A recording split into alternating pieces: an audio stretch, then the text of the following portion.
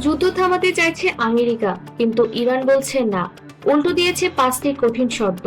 মধ্যপ্রাচ্য কি তাহলে যুদ্ধ আরো ভয়ঙ্কর হতে যাচ্ছে? মার্চ 25-এর যুদ্ধের 26তম দিনে এসে পরিস্থিতি আরো জটিল। যুক্তরাষ্ট্রের যুদ্ধবিরতি প্রস্তাব সরাসরি প্রত্যাখ্যান করেছে ইরান, আর সেই সাথে দিয়েছে এমন কিছু শর্ত যা মানা প্রায় অসম্ভব বলে মনে করছে বিশ্লেষকরা। এই যুদ্ধের শুরু 28শে ফেব্রুয়ারি, যখন যুক্তরাষ্ট্র ইসরায়েলের হামলায় ইরানের শীর্ষ নেতৃত্বে বড় অংশ নিহত হয়। এর জবাবে ইরান শুরু করে ব্যাপক পাল্টা হামলা। ইরাক, কুয়েত, বাহরাইন, সৌদি আরব, এমনকি ইসরায়েলের বিভিন্ন শহরেও চলছে হামলা। এই পরিস্থিতিতে যুদ্ধ থামাতে যুক্তরাষ্ট্র পাঠায় একটি যুদ্ধবিরতি প্রস্তাব পাকিস্তানের মাধ্যমে, কিন্তু ইরান স্পষ্ট জানিয়ে দিয়েছে তারা এখনই যুদ্ধ থামাবে না, বরং দিয়েছে 5টি শর্ত।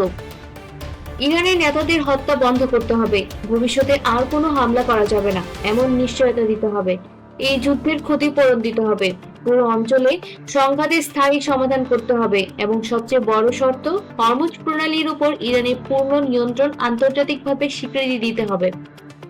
বিশেষজ্ঞরা বলছেন এই শর্তগুলো কিছুই যুক্তরাষ্ট্র সহজে মেনে নেবে না। এরই মধ্যে চলছে কূটনৈতিক নাটক। যুক্তরাষ্ট্র 15 দফা প্রস্তাব পাঠিয়েছে, পাকিস্তান ও তুরস্ক মধ্যস্থতা করছে, এমনকি পাকিস্তানে বৈঠকের পরিকল্পনাও চলছে। তবে ইরান এখনো সরাসরি আলোচনায় বসতে রাজি নয়। অন্যদিকে মার্কিন প্রেসিডেন্ট ডোনাল্ড ট্রাম্প দাবি করেছে উভয় পক্ষই নাকি সমঝোতা চায়, কিন্তু বাস্তবতা বলছে পরিস্থিতি এখনো অত্যন্ত উত্তপ্ত। এই সংঘাত শুধু মধ্যপ্রাচ্যে সীমাবদ্ধ নয়, বিশ্বজুড়ে তেলের বাজার প্রভাব পড়ছে, অর্থনীতি অনিশ্চয়তায় পড়েছে, আর যুদ্ধ ধীরে ধীরে ছড়িয়ে পড়ছে পুরো অঞ্চলে।